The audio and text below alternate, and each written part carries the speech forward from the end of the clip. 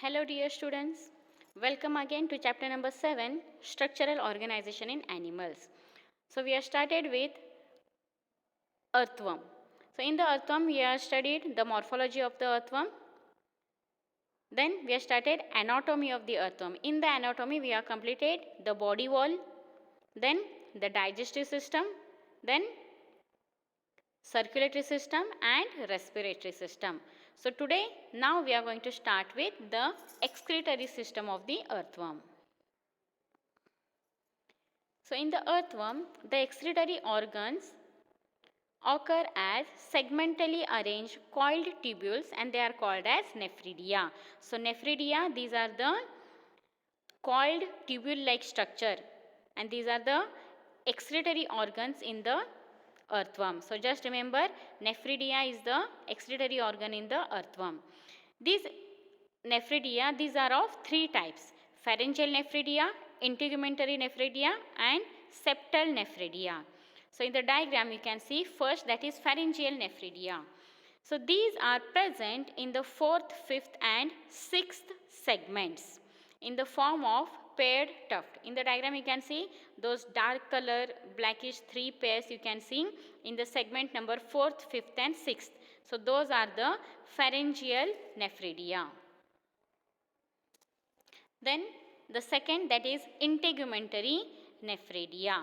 So these are attached to the lining of the body wall, that is from segment number 3 to the last segment. So in the diagram you can see the first 3 segments, you can see those are plain, and after that dot like structure you can see in all the segments. So those are the integumentary nephridia. These are attached to the body wall and it starts from segment number 3 and last up to the last segment, and these they open into the body surface. They open on the body surface. Clear? And the last type, that is septal nephridia. So these are found on both sides of intersegmental septa. So in the diagram at the base, at the last you can see in the segment number 15 onwards, up from 15 up to the last, these are present. So in this diagram at the last you can see 3 lines are there, dark black color. So those are the septal nephridia. So these are found on both sides of intersegmental septum. So septum means a single line is there on, and on both the sides of that interseptum these septal nephridia are present till the last segment. So what is the function of this nephridia? These carry out the excretion, whatever the waste material is there, not digestive waste, whatever the chemical or any salts, whatever are there, the removal of that is done by the nephridia. So understood? So how they remove through what? We'll study in the next slide. Understood the 3 types: pharyngeal, integumentary and septal nephridia.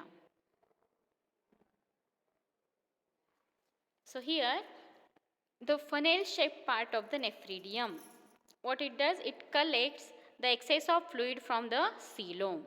What it will do, whatever the excess of fluid is there, it is collected from the coelom, that is from body cavity, and then that funnel it connects with the tubular part of the nephridium which delivers the waste into the digestive tube. So just to remember, all these 3 types of nephridia, what they are doing, they are collecting the excess of fluid and waste removal, and then they are delivering or they will release that waste material into the digestive tube, and through the digestive tube it is thrown out of the body. So that is the excretion. So nephridia, what they will do, they regulate the volume and composition of the body fluid. Volume means the amount of body fluid, how much of water or other body fluid should be there in the body. If it is excess, then it will throw out into the digestive system, and through the anus it is thrown out of the body. And composition of the body fluid. Composition means whatever, how much salt should be there in the body fluid, different types of iron should be present in the body fluid. So that maintenance, if it is in excess amount, that is removed by this nephridia. So nephridia regulates the volume and composition of the body fluid. That is the function of this nephridia, and this is all about the excretory system of the earthworm. Now we will study the next system, that is nervous system. So nervous system, it includes segmentally arranged ganglia. So in the first diagram you can see the round structures whatever are there. So those are the ganglia. So in each segment one ganglia is there, you can see in the diagram. So segmentally arranged ganglia on the ventral paired nerve cord. On the nerve cord these ganglia are present. The nerve cord in the front, in the diagram in the front you can see the nerve cord in the anterior region, that is in the third and fourth segment. In the diagram you can observe that in the third and fourth segment it divides and encircles the pharynx region. So here you can see it encircles the pharynx region. So this division you can see. And joins the cerebral ganglia dorsally to form the nerve ring. So here dorsally it is joined here to form the nerve ring. So here first it divides and encircles the pharynx region and then joins the cerebral ganglia dorsally to form the nerve ring. So here you can see the nerve ring is there at the base here. So here it encircles and here it forms the nerve ring. Then the nerve ring with cerebral ganglia. So this is the cerebral ganglia, the bigger round structure you can see. So the nerve ring with cerebral ganglia, it represents the brain. So together this is called as the brain of the earthworm. The nerve ring with cerebral ganglia, it represents the brain. Then so all these are the ganglia here in one segment and these are having the nerves here, sensory. Clear? Then the sensory systems now. So here you will not find eyes in the earthworm. Then what are the different sensory organs? So light and touch sensitive receptor cells are present to feel the intensity of the light and to feel the vibrations in the ground. The worms have specialized chemoreceptors also, that is the taste receptors, which reacts to the chemical stimuli. So these sense organs are located on the anterior part of the worm. So at the anterior part of the worm these specialized cells are present, that is the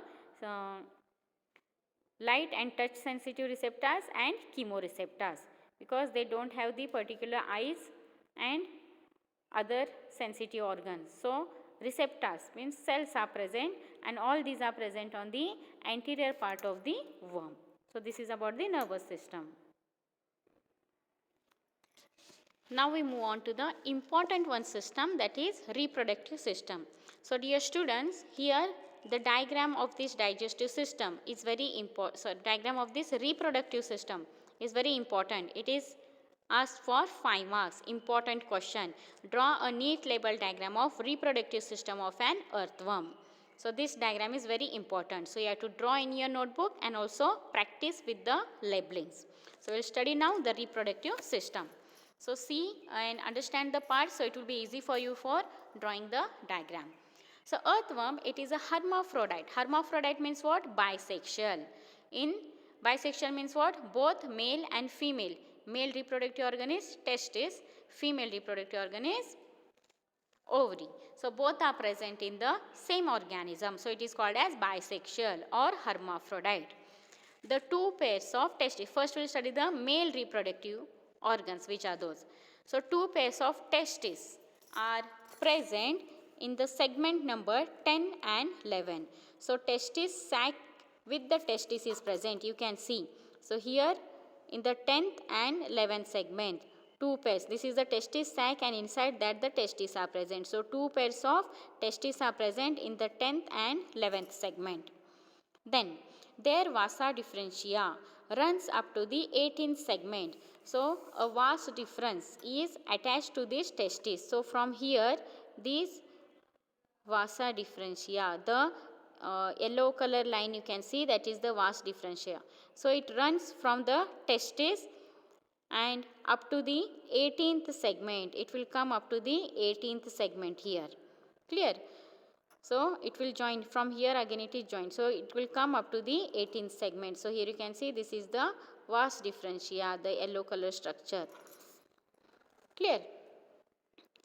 runs up to the 18th segment where they join the prostatic duct. So here this is the prostatic gland, and here in the 18th segment prostatic duct is there. So to that prostatic duct, this is a common prostatic and spermatic duct. So from here it will come and here it will join to the prostatic duct in the 18th segment. Then next one, the two pairs of accessory glands are present in the segment number 17 and 19. So here two dots you can see. One pair in the 17th segment and another pair in the 19th segment. So these two are the accessory glands in the 17th segment and in the 19th segment, two pairs. Then the common prostate and spermatic duct opens to exterior by a pair of male genital pore. So here the prostatic and spermatic duct, a common prostatic and spermatic duct, these they opens to the exterior, to the outer side. How they open? By a pair of male genital pore. So while studying the morphology we have studied the male genital exterior male genital pore is present on the 18th segment. So here they both together joins here on the 18th segment and externally they are opening on the 18th segment. So in morphology we have studied laterally on the 18th segment one pair of male genital pore is present. So here these two ducts they are joining and commonly they are opening on the 18th segment externally. Clear? Then four pairs of spermaticae are located in 6th to 9th segments. So now see in the upper diagram. Here 1, 2, 3, 4. 1 pair, 2 pair, 3 pair, 4 pairs are present. What are these are called as? These are called as spermaticae. In which segment? From 6th to 9th. 6, 7, 8, 9th. What's their function? They receive and store spermatozoa during copulation. So during copulation, the other earthworm, it releases the sperms and those sperms are stored here into the spermaticae. So it is a sac-like structure to store the spermatozoa during copulation. Clear? Now the female reproductive parts. So here a pair of ovaries are present at the intersegmental septum of the 12th and 13th segment. In between the 12th and 13th segment, whatever the segmental line is there, that is called as intersegmental septum. So on that segment,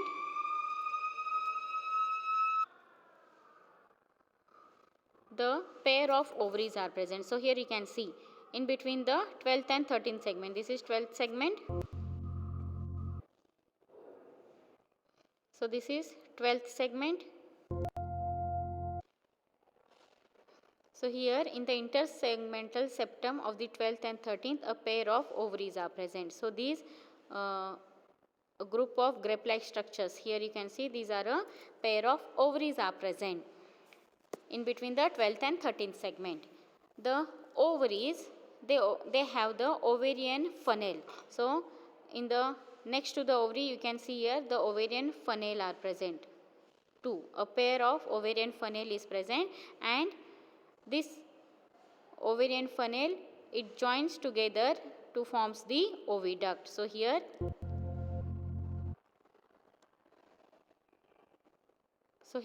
it joins to forms the oviduct here. Clear? So this oviduct joins together and opens as a single median female genital pore on the 14th segment. It joins here and here in the center on the 14th segment it will opens to the exterior. So while studying the morphology we have studied the female genital pore is present on the 14th segment and in the center. So here it opens into the 14th segment externally. Clear? So this is about the different parts of the reproductive system. So during mating or during copulation what happens? Two worms exchange the sperms with each other.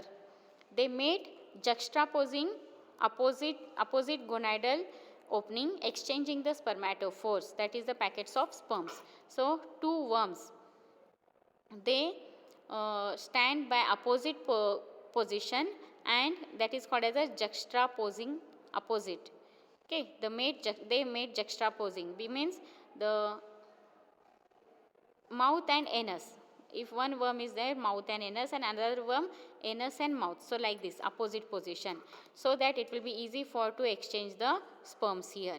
So what they will do, they will exchange the sperms. So other earthworm is there that gives the sperms, and those sperms are stored here into the spermathecae. Then the mature sperms, the egg cells and nutritive fluid are deposited into the cocoon. So here on the clitellum is present on the segment number 14. Clear? On the clitellum is present on the 14th, 15th, 16th segment. Clear? So in that clitellum, what is produced? A cocoon is produced by that clitellum. So what is present in that cocoon? In that cocoon, the sperms are released by this spermathecae, the eggs are released by this ovary, and the nutritive fluid are deposited by these prostatic glands are there here inside. The prostatic glands are there.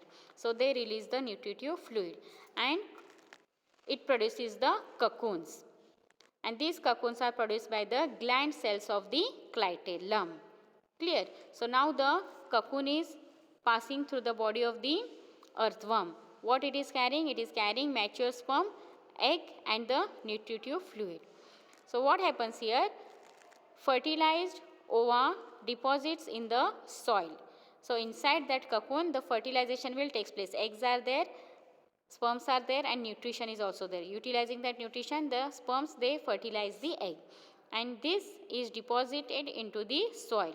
The cocoon holds the worm's embryo, because inside the cocoon only this fertilization has taken place, the embryo has been developed. And that cocoon only is holding the embryo. So outside the body, the fertilization has taken place and it is developing inside the soil now. And after 3 weeks, the cocoon produces 2 to 20 baby worms. The cocoon produces 2 to 20 baby worms. So in one cocoon, 2 to 20 baby worms are coming out into the soil, and then they will develop into the adult. So this is the process of the reproduction. So this diagram is very important. Practice the diagram with the labelings.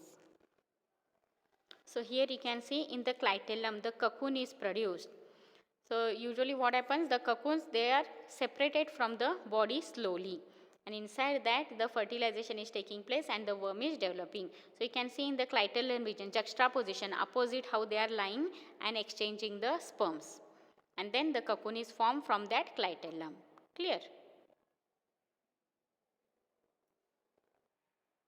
So dear students, here you can see how the cocoon is formed. That is from clitellum.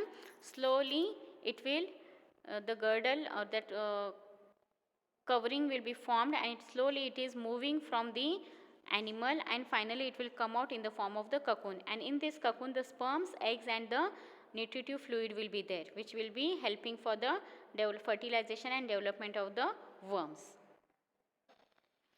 And once the development has taken place, from the cocoon, the baby worms will come out. This is one baby worm is coming out. Like this, from one cocoon, 15 to 20 baby worms will come out.